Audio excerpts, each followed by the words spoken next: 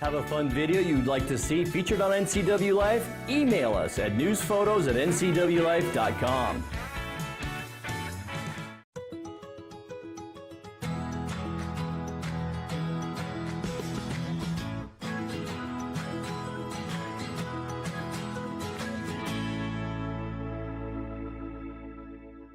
Hello everyone, good morning, good afternoon, and good evening. Welcome to Live It Up, the show where we explore and discuss how to take your life to that next level and beyond. We're going to cover health, wealth, relationships, and how to create a life you absolutely love.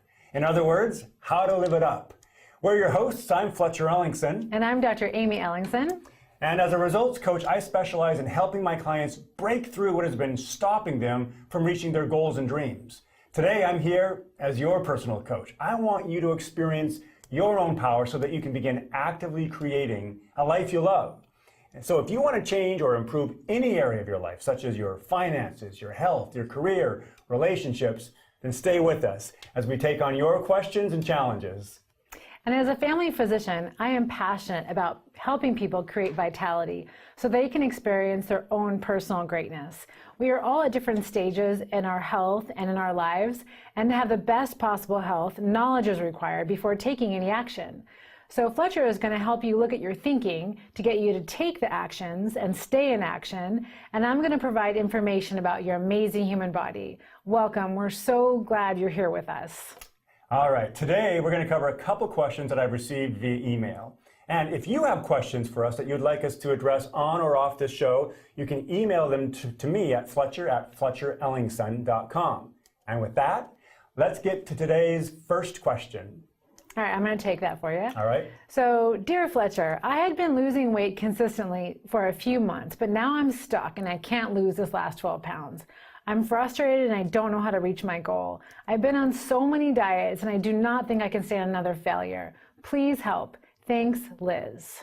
All right, Liz, first off, let's celebrate the win of you being in action and creating change in your life. Taking action makes all the difference. Just knowing what to do is not enough. Action will always produce results, and that feeling of frustration is just a message telling you that something is not the way you want it, not the way you envision it. It's important that we listen to our emotions and ask them, what's the message of our emotion?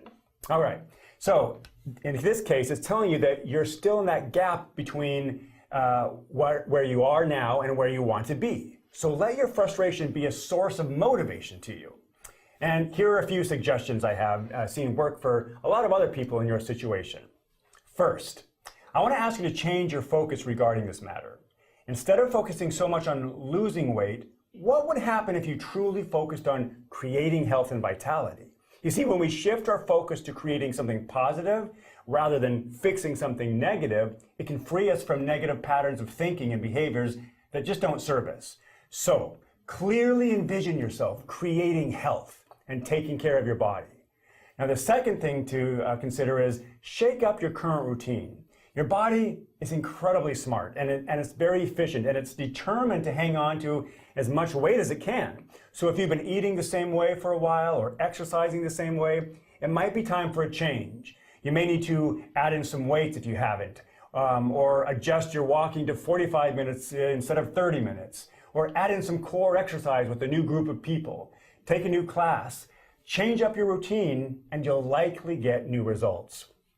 I encourage you to model what other successful people are doing to get results as well, because they've had to go through this and break through different plateaus just like you're trying to do. Ask them for help. Stay persistent.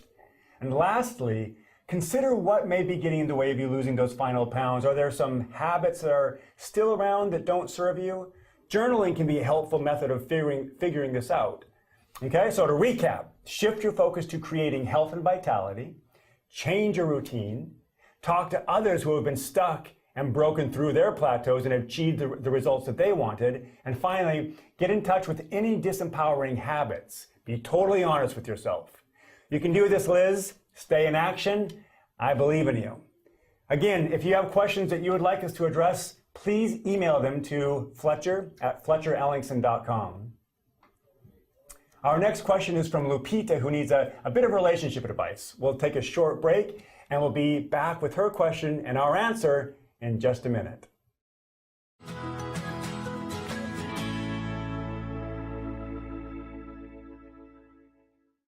Get the fastest internet available in North Central Washington by switching to LocalTel and get speeds up to 1,000 meg. Call 888-8888 today or go online to localtel.net. Welcome back to Live It Up. We have one more question for me before we move on to the health segment of our show with Amy.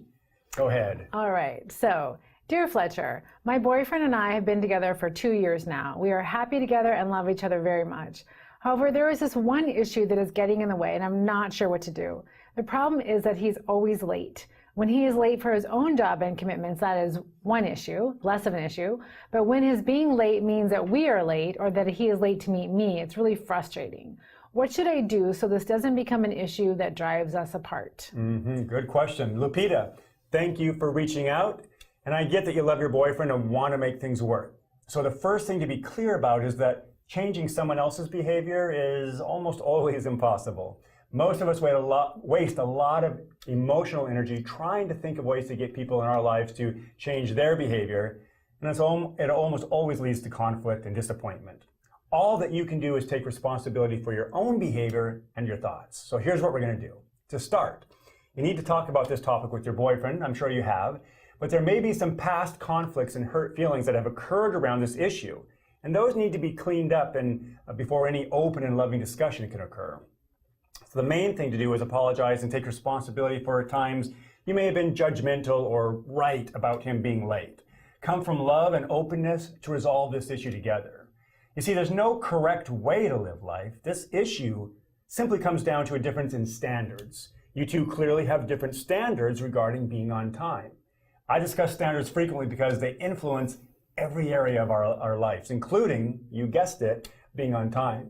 In most cases, we don't choose or create our own standards. They were usually taught or silently demonstrated to us by someone else, such as a parent or a peer or a teacher or some other influential party during our growing up years. Now, of course, being on time is more workable. It feels good, right?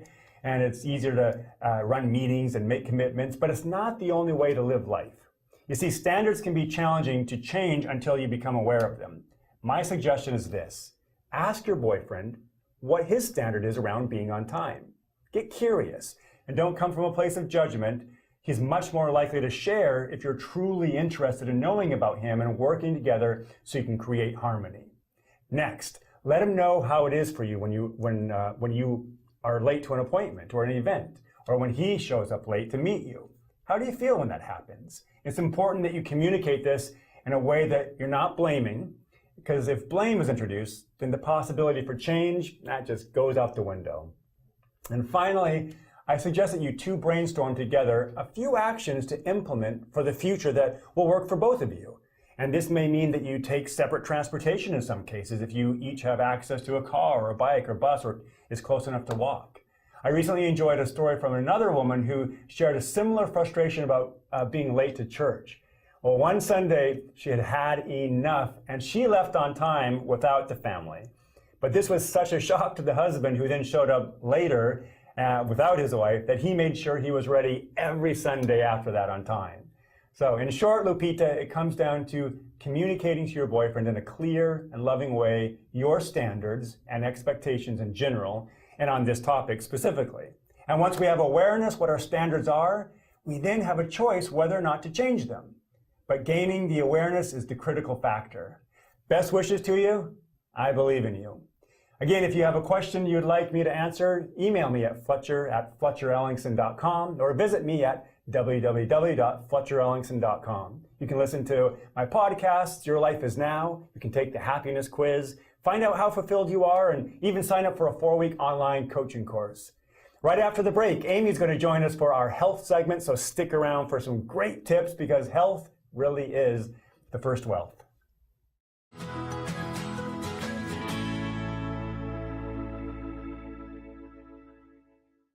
Is your vehicle in need of a quick oil change or tune-up before hitting the road this summer? Stop by Quick Lube and Tune, the home of the good guys at 610 South Wenatchee Avenue.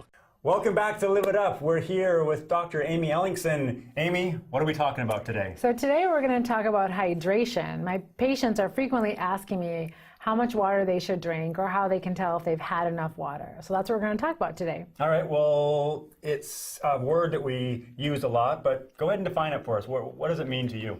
Well, specifically, it means the amount of water that's in your body at any current time. So when healthcare providers use it, we're really asking about if you have enough water in your body, or maybe you don't have enough water in your body. Okay.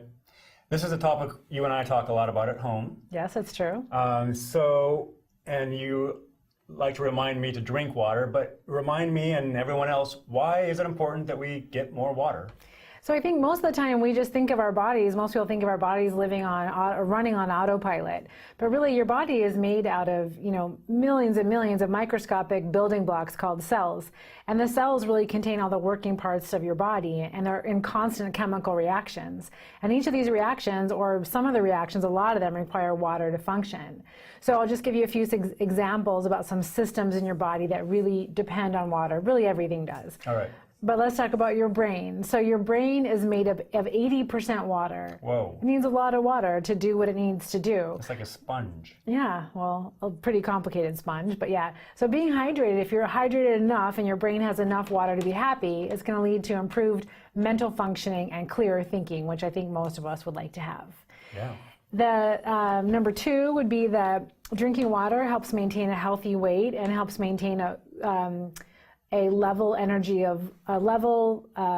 during the day. So it's been shown that drinking 1 to 2 glasses of water before you eat, before a meal, helps people eat less and lose weight. And if your body has, again, sufficient water to do all the chemical reactions, you're going to feel and experience a more level energy during your day. Okay. Third thing would be that it's been shown that water actually helps lower the stress levels in your body. And what we really mean by that is that when you are not hydrated enough and your body is kind of starting to notice that it's a little bit dehydrated, even just slightly, your nervous system starts kicking off alarms and telling your body that it's needing more water. So if you're giving your body as much water as it needs, then your nervous system can just stay calm and relaxed and do its other functionings, which is doing a lot of things at one time. So it can help reduce stress in your body when you're hydrated. And I want to ask you a question about that, because you and I have, again, talked about this, but stress, this kind of stress you're talking about is not like, oh, I'm so stressed out, I have all these things to do. You're talking about a state that your body is existing in, right? Yeah, it's more a physiologic stress. I mean, to your body, the same stress you might feel from not being hydrated would be what you might feel if you haven't eaten well. It could also be the stress your body goes through if it's not had enough sleep.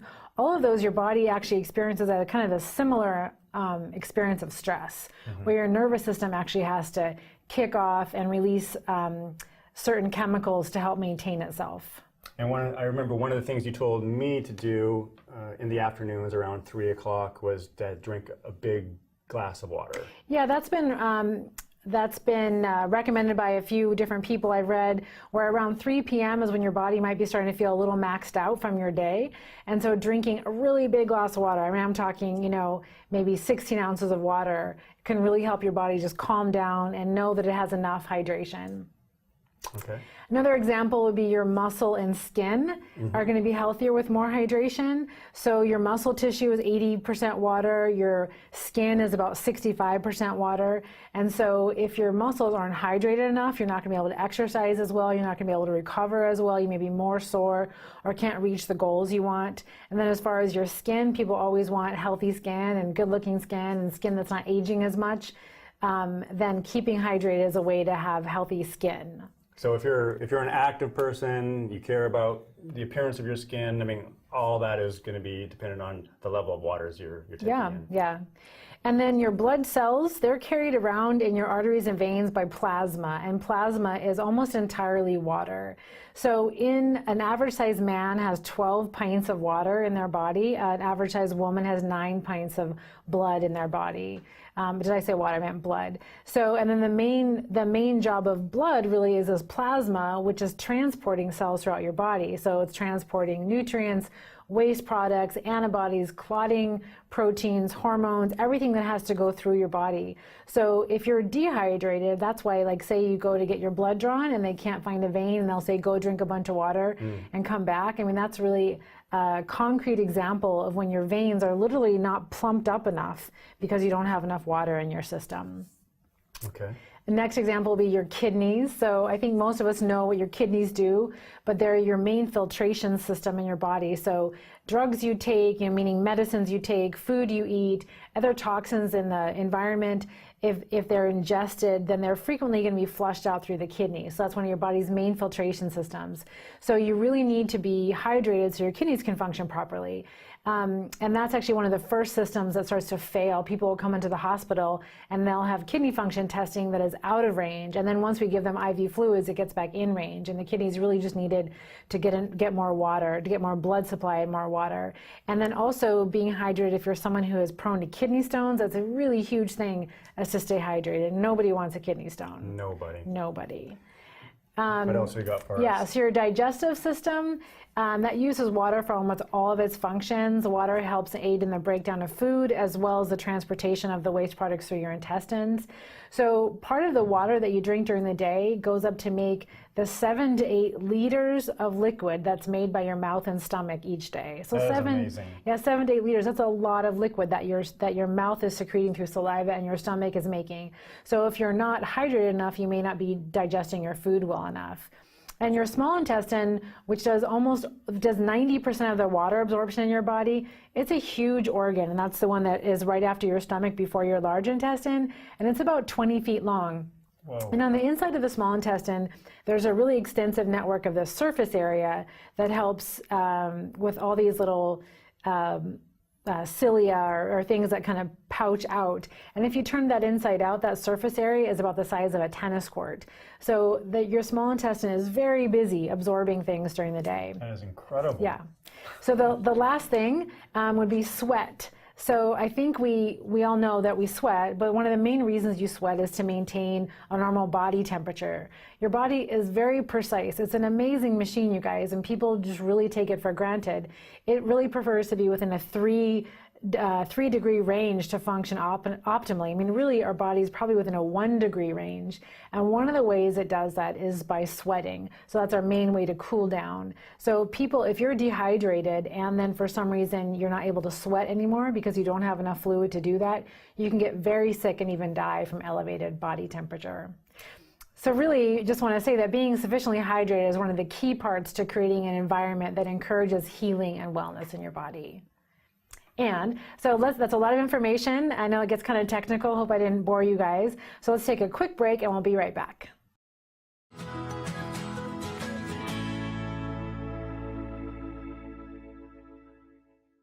For all the latest news in North Central Washington, go to ncwlife.com or find us on Facebook. Got a news tip? Email us at news@ncwlife.com or call 888-2020. Welcome back to Live It Up. We're talking with Amy Ellingson about hydration. So Amy, tell us a little bit about dehydration. Is that something that we actually need to worry about, or is that just for people who are exercising a lot? No, dehydration is really quite common. I mean, probably not severe dehydration, but even mild dehydration. And what that means when we say you're dehydrated, it means your body does not have sufficient water to do all of its functioning, carry out all of its normal activities. And so you can get dehydrated by either losing too much water or not taking in enough water. And so if you wait for symptoms to happen, your body is already starting to suffer. So even just mild dehydration can make you feel a little bit low in energy and a little bit tired. And then by the time you're actually started to panic a bit, your nervous system has had to set off those signals like I talked about, got a little bit stressed out. And then if you wait till you have a headache and you're feeling kind of foggy, then you're really on your way to being dehydrated.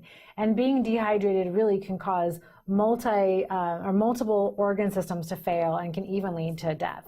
All right. And you said it can be from a lack of taking in water or water output. Water output meaning, what do you mean? Meaning like if you had gastrointestinal illness and you had a lot of diarrhea, or you were vomiting, or even some people who are on diuretics where they're urinating more than the body might normally, that can also be a way of losing too much water. Okay, got it. All right, so clearly very important to stay hydrated.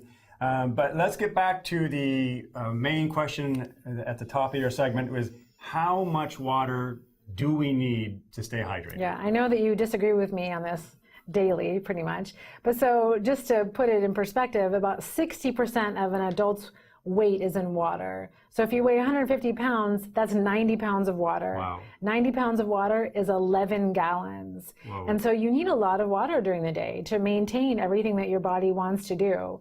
And I just want to say one kind of caveat that if you have kidney issues, liver issues, heart issues, then you may need to limit your fluid intake. So please check with your doctor to make sure that this number that I'm going to say would be right for you.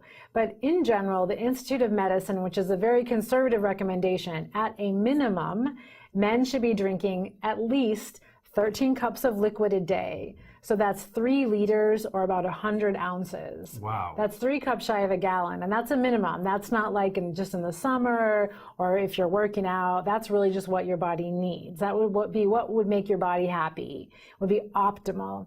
So and then just shy of a gallon of water. for men, it'd be just 3 cups shy of a gallon. So again, that would be 100 ounces, 3 liters, 13 cups. So you can measure that out and know if you're getting enough. And for a woman, that would be about 9 cups, 72 ounces, or 2.2 liters. And that's, again, the minimum. And you may feel better a little bit more. Maybe you feel a little better with a little bit less, but that's really the recommendation. Okay, so we're talking ounces, and how, if you don't measure it out, I mean, how do you know you're getting enough? Well, I mean, the best way is to measure it out. And so you know about how much you get in a day. But then the other thing that I'll tell patients that they can use as a really rough guide is if by the time it's midday, like noon, you should have your urine be totally clear. And then you should drink enough liquid where it stays clear for the rest of the day. You don't necessarily want to be drinking up until bedtime because that's no fun to be going to the bathroom all night. But, you know, if you keep your urine clear up till about 7 p.m., then your body should be pretty happy if your urine's totally clear. And, you know, there are some people that say, like, I don't like water. What if I don't want to drink water? Well, you know, coffee and tea, especially if it's decaffeinated coffee, if it's decaffeinated tea, that definitely counts. People like flavored waters. I would say sugar-free. There are some sweeteners that aren't that healthy for you, but in general, sugar-free things, eating lots of fruits and vegetables also is a way to get water. The one thing that I do not recommend are sports drinks.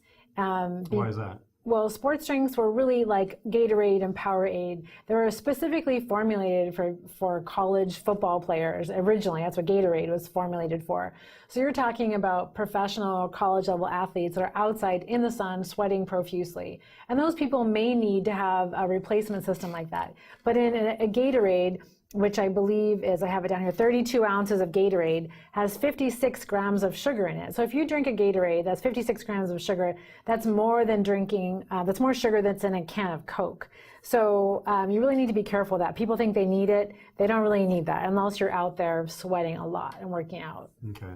So in our household, we usually have a big cup of tea in the morning. So Yeah. that gets to count towards my intake. That does. I usually have 1 cup of decaf coffee, and that, you're saying that can also count? Yeah, that can count. Okay. So And you're then, at 2 cups. all right, and then I usually have several glasses during the day, but I also have lots of fruit and vegetables, so Yeah. that counts as well. It does count. It doesn't necessarily count as it could count. And so again, you might just want to, people can use, again, the color of their urine as a guide. It should be clear. Obviously, if you take vitamins, it may be skewed, but it should be clear. Okay, so I'm doing all right, but I have a ways to go. You have a ways to go, yeah. All right. Yeah, and I really just want to, I always want to end my segment, my portion of the segment, just letting people know that wellness is available to you. And I'm here to help you create a body where healing, health, and vitality are possible. And being hydrated, hydration, is one of the first steps to having a healthy body. So start drinking your water now.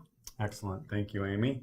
Hey, that's it for our show today. We want to welcome you back, but right now it's time to get out there, be a source of kindness, be a source of inspiration, and live it up.